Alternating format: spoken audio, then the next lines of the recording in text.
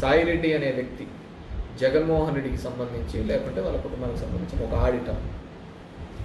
ఆయన జగన్మోహన్ రెడ్డితో పాటు కేసులో ఇరికిచ్చిన తర్వాత పోయినాడు. సరే నేను పోయినాను కాబట్టి నేను జగన్మోహన్ రెడ్డితో సెయిల్ కావాలనుకున్నాడు, వచ్చినాడు, అయిపోయింది. గవర్నమెంట్లోకి వచ్చినాడు, పోయినాడు, రాజ్యసభ 2 సార్లు తీసుకున్నాడు. ఇప్పుడు నేను చాలా చోట్ల చెప్పాను, తన మీద కానీ దానిలో కుటుంబం సభ్యుల మీద కానీ కొన్ని ఆరోపణలు వచ్చినాయి. మేబీ ఈ పాలిటిక్స్లో నేను తట్టుకోలేనేమో అనుకున్నాడేమో. సో అతను సైలెంట్గా క్విట్ అయిపోయినాడు. రాజ్యసభ సభ్య పదవి ఉంది కదా, ఉంది కూడా ఇప్పుడు రాజీనామా వద్దనుకున్నాడు. తన మీద పడుతున్న బరువు అలాంటిది. దానికి ఏం చేసే కదా, తన మీద అంత భారం ఉందేమో మనకు తెలియదు కదా. నాకు పెద్దగా సాయిరెడ్డితో అటాచ్మెంట్స్ కూడా తక్కువే. సో మేబీ జగన్మోహన్ రెడ్డి గారికి ఆయన ఏం చెప్పినాడో ఏమో తెలియదు, వెళ్ళిపోయినాడు. సో సార్ అతన్ని గౌరవించినారు, అతన్ని పైకెత్తుకున్నారు, అతను చెప్తే కార్యకర్తలు విన్నారు, లేకుంటే లీడర్లు విన్నారు అంటే అతను జగన్మోహన్ రెడ్డితో ఉన్నాడు అని అంతే. Jaganmohan Reddy without Jaganmohan Reddy Jayasaireddy only auditor.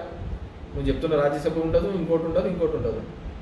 ఈ ఒకటి పక్కన ఈ పెరుగుతూ ఉంటాయంటేనే సున్నాలు పెరుగుతూ ఉంటుంది. ఈ ఒకటే లేకపోతే అన్ని సున్నాల కిందికి వస్తాయి అంతే, అంటే వేరేది ఏమి లేదు. ఒకటి పక్కన ఇంతమంది ఉంటా అంటే అంతమందిగా దాని విలువ పెరుగుతూ పోతుంటుంది.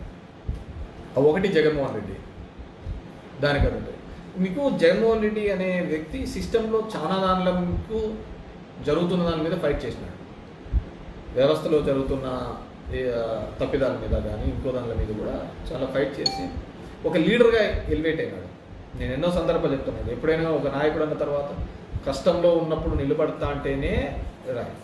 ఒక రాయి అయినా కానీ ఇప్పుడు మామూలుగా ఉంటే రాయి దాన్ని కొట్టి చెప్తేనే ఒక షేప్ వచ్చింది. జగన్మోహన్ రెడ్డిని ఎందుకు అడ్మైర్ చేస్తారు?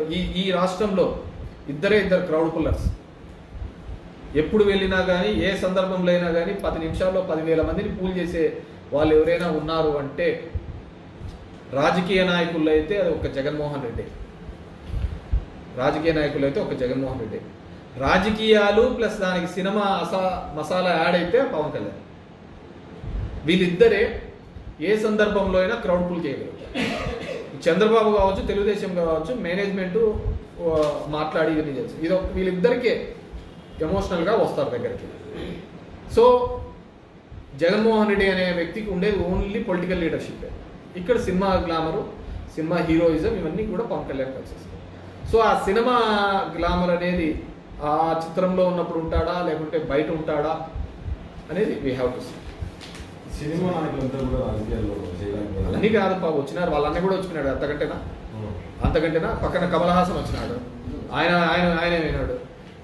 నా దరిద్రం ఏంటంటే నేను ఇంతవరకు చెప్పినది ఒకటి, మీరు అడిగేది ఒకటి. విద్య గురించి చెప్తున్నాను, ఆ వ్యవస్థ గురించి ఫైట్ చేయండి. దీంతో ఏముంటుంది? మన ఆలోచనలంతా మసాలాలకు దిక్కే పోతా ఉంటుంది. అర్థమవుతుందా? మనం దాని నుంచే మార్పు రావాలి అంటున్నాను. ఇప్పుడు కమల్ హాసన్ చేసినాడు. కమల్ హాసన్ కంటే పెద్ద యాక్టరా పవన్ కళ్యాణ్? కాదు కదా. పర్ఫార్మెన్స్ వైజ్గా చూస్తే కమల్ హాసన్ మించిన వాళ్ళు ఏం లేదు కదా. నేషనల్ అవార్డ్స్ అతనికే కదా వచ్చినది. అంతకంటే పర్ఫామ్ చేసే వాళ్ళు ఏం లేదు కదా. అతను పెట్టిన పార్టీ అతనే గెలవలేకపోయినాడు కదా. So there is nothing like యాక్టర్కి రావాలని ఏం లేదు. యాక్టర్ ఇప్పుడు నెక్స్ట్ విజయ్ కూడా వస్తున్నాడు, తమిళనాడు విజయ్ కూడా పార్టీ పెడుతున్నాడు. ఇక్కడ వచ్చినాడు, చిరంజీవి కూడా వచ్చినాడు. చిరంజీవి 2 చోట్ల నిలబడితే తిరుపతిలో గెలిచినాడు, పాలకొల్లో ఓడిపోయాడు. నేను చెప్తాను, బాలకృష్ణ హిందూపురై గెలుస్తూ వచ్చినాడు. గుడివాళ్ళు నిలబడమనంటే కంటిన్యూస్ 3 సార్లు గెలవలేడు కూడా. ఎందుకంటే మన వాళ్ళు కాబట్టి ఆ సౌత్ ఇండియాలోనే ఆ విధంగా ఉంటుంది. హీరోలు అంటే హీరోయిజం, హీరో అంటే ఒక దేవుళ్ళ కొలుస్తాం మనం. కొంపలో అన్ని బయట పెట్టైనా సరే ముందు దానిలో పోతా అంటారు. నేను ఇంతకుముందు రేవతి ఇన్సిడెంట్ చెప్పాను కదా. ఆ హీరోయిజం అనేది వాళ్ళ ఒక క్యారెక్టర్ మాత్రమే.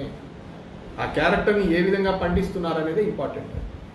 నిజమైన హీరోస్ ఎవరనంటే సామాజికంగా మనకి ఎవడైతే పైకి తీసుకొని వచ్చినాడో వాడే. దేవుడు అంటే ఎక్కడ ఉండదు, మనకి ఎవడు సాయం చేస్తే వాడు దేవుడు, అంతకంటే వేరేది ఏంది లేదు.